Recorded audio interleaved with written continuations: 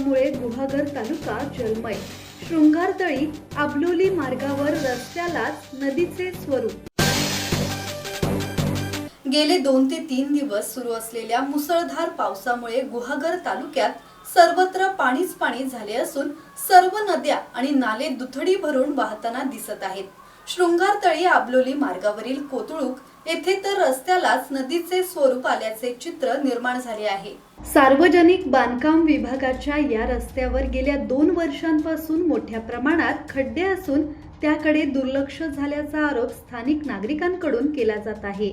साचलेल्या पाण्यामुळे हे खड्डे दिसत नसल्याने वाहन चालकांसाठी हा मार्ग अत्यंत धोकादायक ठरत आहे। या भागातून शाळकरी मुलेही नियमितपणे पायी ये-जा करत असल्याने अपघाताचा धोका अधिक वाढला आहे। तातडीने दुरुस्ती आणि पाणी निचरा व्यवस्था करून हा मार्ग सुरक्षित करावा अशी मागणी स्थानिकांकडून करण्यात येत आहे। प्रशासनाने तात्काळ उपाययोजना न केल्यास मोठी दुर्घटना घडण्याची भीती नागरिकांनी व्यक्त केली आहे। संदेश कदम, संवाद मराठी लाईव्ह, गुहागर।